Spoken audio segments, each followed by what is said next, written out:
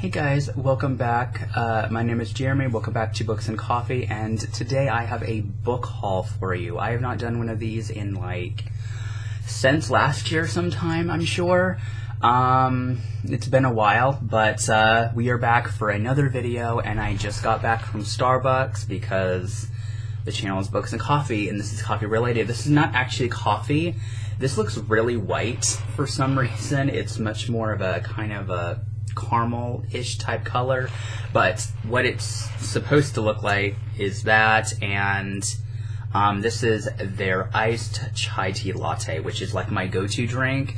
I'm really waiting for October, because October they get the pumpkin spice chai tea lattes back, and oh my gosh, those things are the best thing ever. If you've never had one from Starbucks and you're not really a big coffee drinker but you like teas, get this one. It's normally made with 2% milk, so they put like this much of the chai tea, which is really fucking strong, by the way, and then they fill the rest of it with 2% milk. But you can also, if you don't like dairy, you can get this made with coconut milk or almond milk, which are better alternatives, and they're very healthy for you. So we're gonna get on with this video. So good. Okay, so let's see. I have 10 books for you. So we're gonna get the one, because I have a giant book series, so we're gonna get on to the other ones. So first one on my list is The Mister by E.L. James. This is E.L. James' new book that is nothing to do with 50 Shades whatsoever. So I'm very excited, and I got this beautiful paperback copy from the UK because I don't like her American publishing company, at least the paperbacks. The 50 Shades hardbacks are actually really beautiful, but yeah, I really like the UK editions.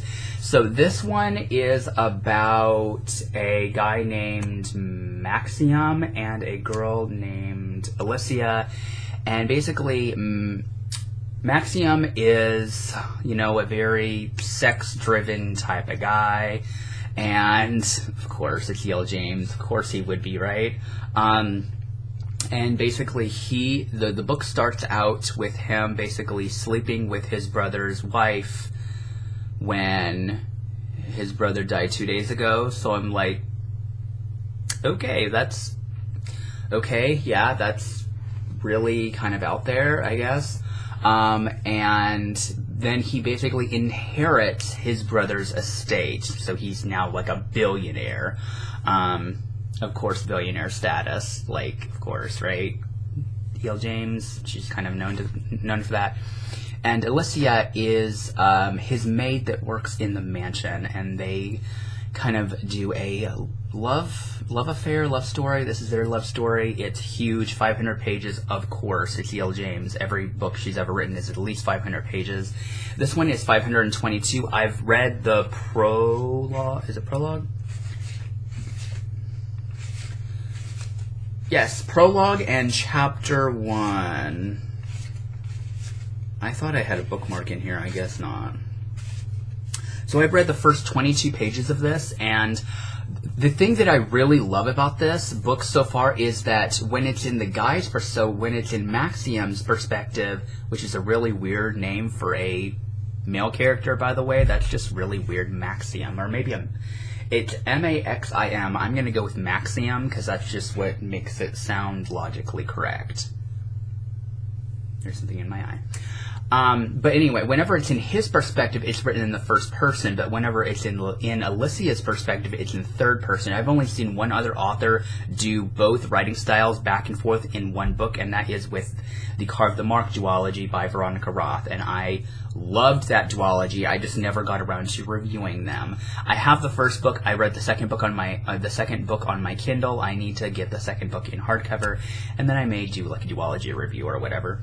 But anyway, I'm really excited to sit down and read this. The size of the book, 500 pages for a romance novel, is a lot right now. So I will read this. This looks really good, and I'm excited because this book has gotten non-stop hate ever since it came out. This came out on the 16th of April, so it's been out for about 2 weeks, going on 3.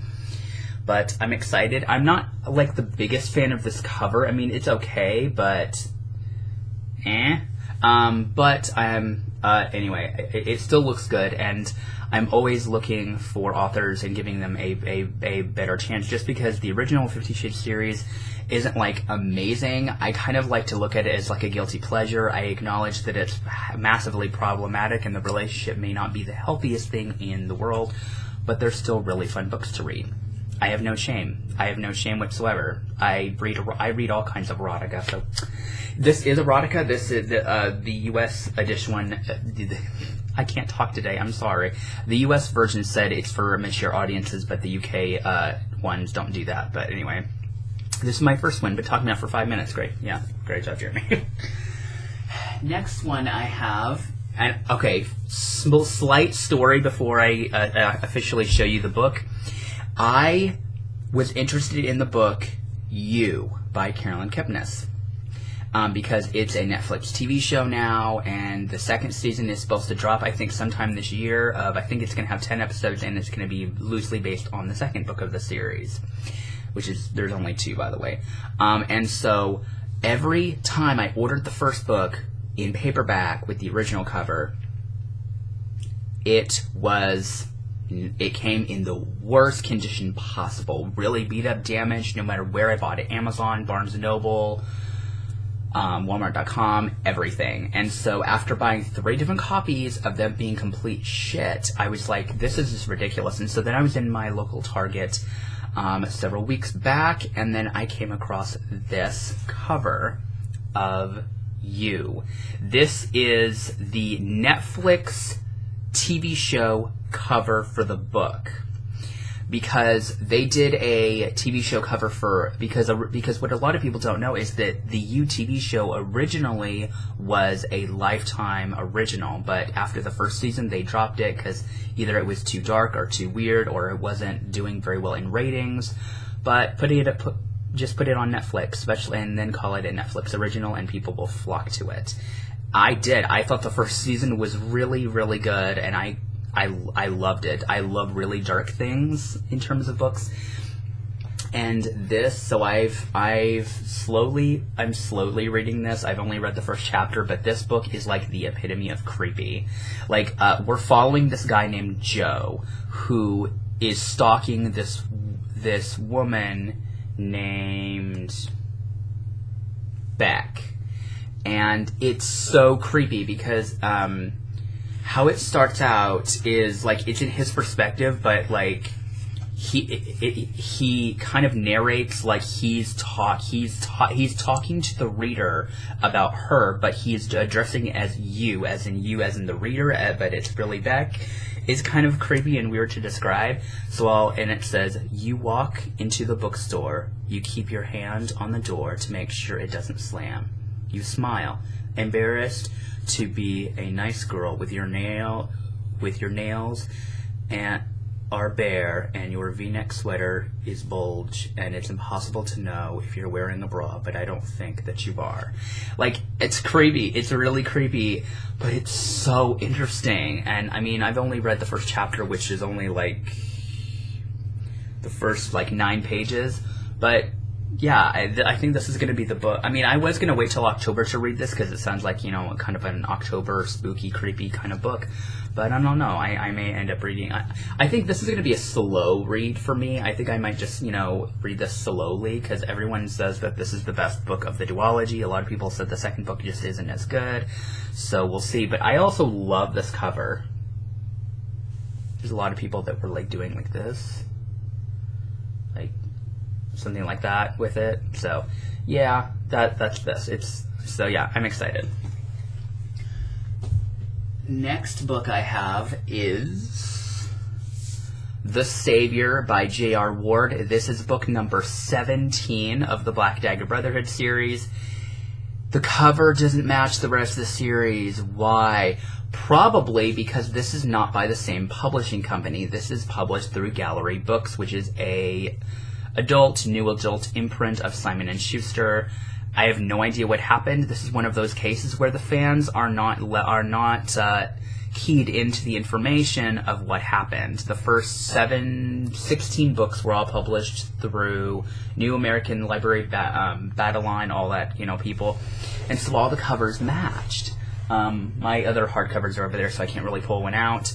But this cover is not bad. It's just, it's kind of cheesy, and it looks like this was way too easily put together. I know it's a new publisher and everything, but they could have done something at least somewhat similar to the originals, and this is not. But it is very pretty. This cover looks much better in person than it did when it was released online, and I love this series. I've only read the first book. I read it on my Kindle, and I finished it last year. But so every time a new book comes out in this series, I just have to get it because I know I'll end up loving this series, and I do. I love the world of the Black Dagger Brotherhood.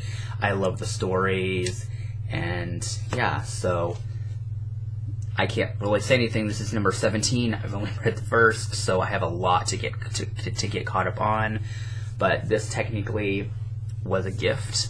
I didn't actually pay for this out of my own money. A friend of mine, my sister owed me like $20, and so I used the money that she gave me to gift myself this beautiful copy.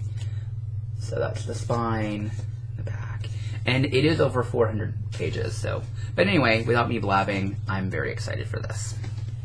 When I get to it in probably like a couple of years. Next is probably the one I'm probably the most excited for, and I did actually say that I was going to be buying this book last year, and that is The Red Scrolls of Magic by Cassandra Clare and Wesley Chun. We're gonna just go with it. But this is the first book of the Eldest Curses trilogy, and I haven't decided whether I want to start reading this right away or if I want to wait, because this book is short. If you guys have been following this channel, you guys know what a huge Cassandra Clare fan I am. I love her books. I've read 2 of her Shadowhunter Chronicles book series. I've read the Infernal Devices and the Mortal Instruments. I have been wanting to start the Dark Artifices for a very long time, and I really need to just get on with it since I have the entire trilogy just waiting to be read. But I think this will probably end up being the next book I read from her because this is so short. This book is 345 pages when all of her books are 400, 500, 600, 700, 800 pages. Her books are huge. That's typically why I don't really read a lot of them, because they take so long to read. Once again, I don't really like really insanely long books, but it does depend. But anyway, this book follows Alec and Magnus when they go on their vacation at the ending of City of Glass. After the Mortal War was over, they went ahead and went on to their European vacation, and that's what this book entails. And this is going to be a trilogy called The Eldest Curses. So I'm excited. This cover is gorgeous, and here's the disappointing part. When this book was supposed to be the first book of an adult. This was marketed as an adult Magnus Bane with Alec trilogy. It was originally supposed to be published through a Simon & Schuster adult publishing company known as Saga Press. This came out as McElderly Books, which is her young adult publishing company, which Cassie's books are all published through. Here's my thing, is I bet you that they were afraid if it was published through an adult publisher, it wasn't going to sell.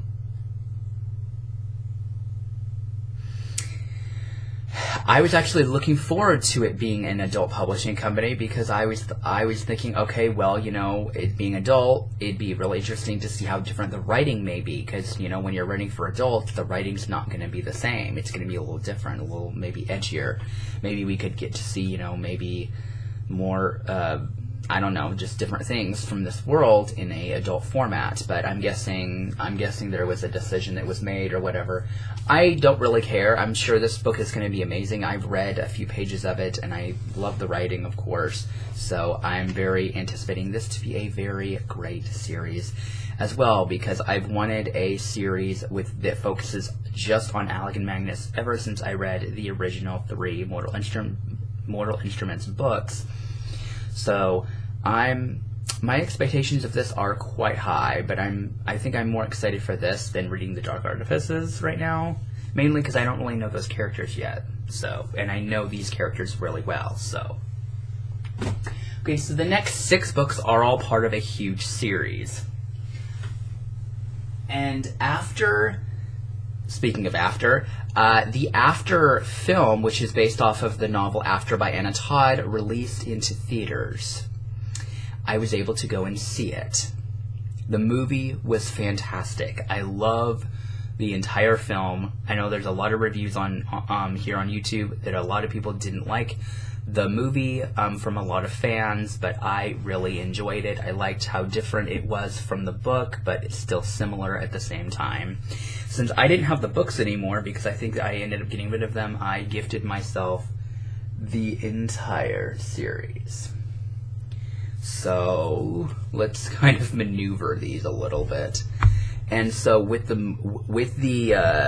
movie being out and everything, they released the movie cover edition of After, and me being a huge fan of this book and this series, had to get it. I just had to get it. I actually have not read the printed versions of this series. I only read the first After book when it was still a fan fiction on Wattpad, so I haven't read past the first 100 chapters of this. I'm not really sure how many chapters.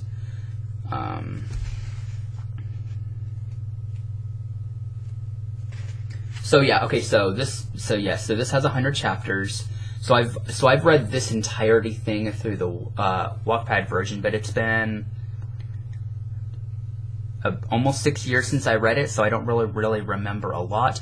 But this is one of the books I'm currently reading. I haven't started this yet, but I'm going to be starting it this month, and I'm hoping to have my review posted hopefully next month, because this book is 582 pages. It's a very long book. But can we talk about how beautiful this movie cover is? I normally hate movie covers but this is just very sweet looking. So yeah, I don't regret it. This is just too pretty. And then there's the actual series. I